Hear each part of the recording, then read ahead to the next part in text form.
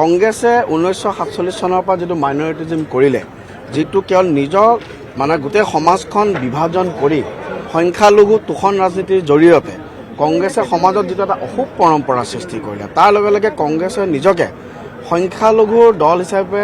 পৰ্যবেক্ষিত কৰিলে আমাৰ কাৰণে এটো দুৰ্ভাগ্যৰ কথা দেই গোটেই মই সদায় কৈ থাকো যেটো ৰাজনৈতিক দলৰ লগত লোকপ্ৰিয় গোপীনাথ বৰদলৈ বিষ্ণুৰাম মেধি মহেন্দ্ৰ আনকি তৰুণ গগৈ ডাঙৰীয়ালৈকে জড়িত হৈ আছে হেতু ৰাজনৈতিক দল আজি এটা সংখ্যালঘু ৰাজনৈতিক দল হিচাপে পৰিগণিত হৈছে মানুহে সকলোৱে কয় এটো লুকাই কোৱা কথা নহয় বলে কংগ্ৰেছৰ এতিয়া হেতু এটা দুই নাও দুই ভৰিত অৱস্থা হৈছে মাইনৰিটিজন নিদিলে মাইনৰিটিৰ মাজত সোমাব নোৱাৰে এতিয়া হিন্দুজন যদি দি দিয়ে তেনেহলে মাইনৰিটিসকলে তেওঁলোকক আপত্তি কৰিলে কংগ্ৰেছে কৰিব কি 1885 চনত জন্ম হোৱা কংগ্ৰেছ নিজে আজি ৰাহুল গান্ধীৰ ডাঙৰীয়া নেতৃত্বত এটা ডাইলেমাত পৰিণত হৈছে যিজন ৰাহুল গান্ধীয়ে সদায় বিদেশৰ সুতলিপিৰ মতে বিদেশী সংস্থাৰ সুতলিপিৰ মতে ভাৰতবৰ্ষৰ গণতান্ত্ৰিক প্ৰতিষ্ঠানসমূহক গালি পাৰে ভাৰতবৰ্ষৰ গণতান্ত্ৰিক প্ৰতিষ্ঠানসমূহক গালি পাৰি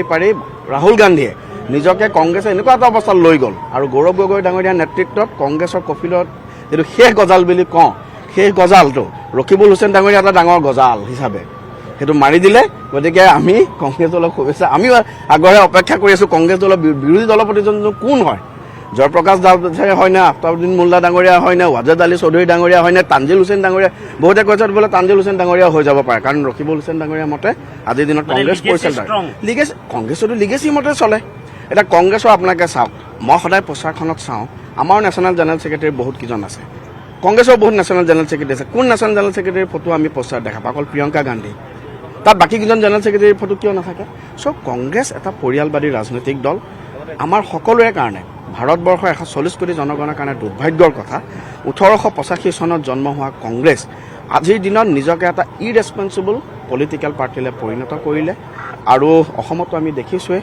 কেৱল চৰ অঞ্চলতহে আজিৰ দিনত কংগ্ৰেছৰ অস্তিত্ব থাকে কংগ্ৰেছে টিকেট ক'ত পাব চৰ অঞ্চলক লৈহে মেইনলি কাজিয়া খিলঞ্জীয়া অঞ্চলত আৰু 31 চনত আমাৰ খিলঞ্জীয়া জেগাবোৰত কংগ্ৰেছৰ টিকেট দিবৰ কাৰণে মানে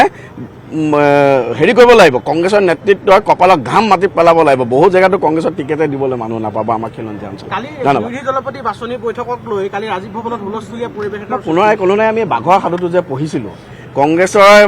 মানে 1947 চনৰ পৰাই তেতিয়াৰ পৰাই কংগ্ৰেছে যিটো বাঘৰ নেগুৰত ধৰি ল'লে এতিয়া নেগুৰডালো এৰিব নোৱাৰে আৰু নেগুৰডাল এৰিলেও তেওঁলোকক খাই পেলাব গতিকে কংগ্ৰেছলৈ মোৰ সমবেদনা হৈছে মইতো ভাবোঁ যে তানজিল হুছেইন ডাঙৰীয়াও হৈ যাব পাৰে একো ডাঙৰ কথা নহয় কাৰণ ৰকিবুল হুছেইন ডাঙৰীয়াৰ মতেতো পৰিচালিত হয় বুলি আমি শুনি আহিছোঁ দেই নাজানো যোনে নহওক কিয় সোনকালে এজন বিৰোধী দলপতি দিব লাগে আমাৰো মন গৈ থাকেতো বিৰোধী দলপতিজন কোন হ'ব জানিবৰ কাৰণে ওয়াজেদ আলী চৌধুৰী হয় নে তানজিল হুছেইন ডাঙৰীয়া হয় নে জাকিৰ হুছেইন চিকদাৰ ডাঙৰীয়া হয় নে সকলোৰে মাজত কোনোমতে প্ৰাণ মানে নে জয়প্ৰকাশ ডাঙৰীয়াই হয় সেইটো আমি জানিবৰ কাৰণে আগ্ৰহেৰে অপেক্ষা কৰি আছো কিন্তু জয়প্ৰকাশ দাস হ'ব বুলিতো ভাবা নাই আমি কিন্তু জয়প্ৰকাশ দাসে দীঘল তিলক কালিও সেইটোৱে কংগ্ৰেছৰ সেইটো এটা কংগ্ৰেছে মাজে মাজে চব হিন্দুত্ব কৰে ৰাহুল গান্ধীয়ে মাজে মাজে পটককৈ জেনেউডাল পিন্ধি লয় কংগ্ৰেছে ৰাহুল গান্ধীয়ে মাজতে যি কংগ্ৰেছে there is no' existence of Ram Setu বুলি কৈ পেলাই মনমোহন সিং সোনিয়া গান্ধীৰ নিৰ্দেশত সুপ্ৰিম কোৰ্টত এফিডেভিট দিছিলে সেই কংগ্ৰেছে মাজে মাজে চব হিন্দুত্বও কৰে গতিকে মই জয়প্ৰকাশ দাস ডাঙৰীয়াকো অনুৰোধ জনাম আপুনি কংগ্ৰেছত আছে আমাৰ সনাতনী সভ্যতাৰ কাৰণে আপুনি ৰকিবুল হুছেইন হওক যোনে নহওক আপুনি ৰাহুল গান্ধীৰ আগতো সনাতনী সভ্যতাৰ কাৰণে জয়প্ৰকাশ দাস ডাঙৰীয়াক খুব ষ্ট্ৰংলি কওক তেতিয়া অসমৰ ৰাইজৰ আশীৰ্বাদ